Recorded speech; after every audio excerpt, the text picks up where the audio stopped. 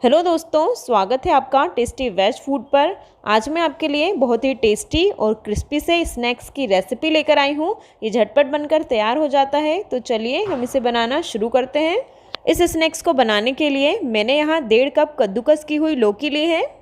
अब हम इसे हाथों से दबाते हुए इसका सारा पानी निकाल देंगे। देखिए, मैंने लौकी से सारा पानी निकाल लिया है। अब हम इसे साइड में रख देंगे। अब इसमें एक मीडियम साइज़ का बारीक कटा हुआ प्याज डालेंगे, 2 बारीक कटी हुई हरी मिर्च और काफ़ी सारा कटा हुआ हरा धनिया डालेंगे।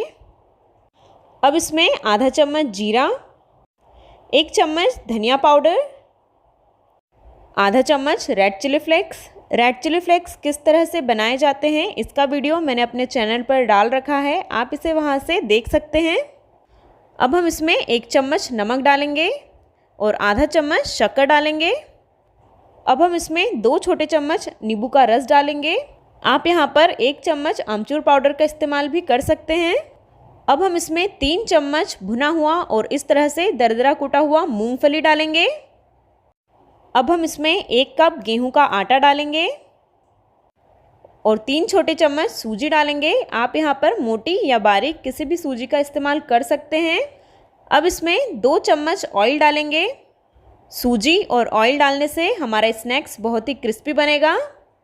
अब हम इन सभी चीज़ों को अच्छे से मिक्स कर लेंगे और इसे गूंदना शुरू करेंगे। यहाँ हमें आटे को सख्त गूंदकर तैयार करना है। अगर आपको ज़रूरत लगे तो ही आप इसमें पानी डालें, वरना न डालें। मुझे ये थोड़ा सख्त लग रहा है, इसलिए मैं इसमें थोड़ा सा लौकी का पानी डाल रही हूँ, जिसे हमने लौकी से निकाला था। अब हम इसे गूंदकर तैयार कर लेंगे। देखिए, मैंने आटा गूंदकर तैयार कर लिया है।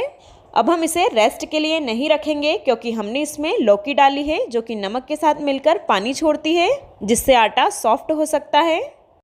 अब हम इससे थोड़ा आटा तोड़ेंगे। अब इसे गोल शेप देंगे और एक्स्ट्रा आटे को तोड़कर हटा देंगे। अब हम इसे गोल कर लेंगे और हथेली पे इस तरह से प्रेस करते हुए इसे बड़ा कर लेंगे।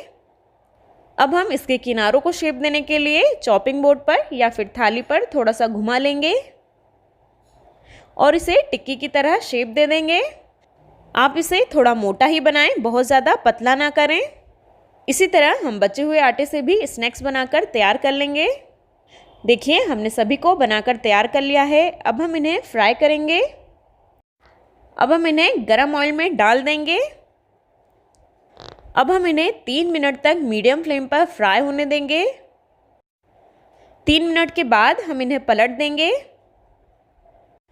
अब इन्हें 2 से 3 मिनट तक दूसरे साइड से भी फ्राई होने देंगे। 2 मिनट के बाद हम इन्हें पलट देंगे।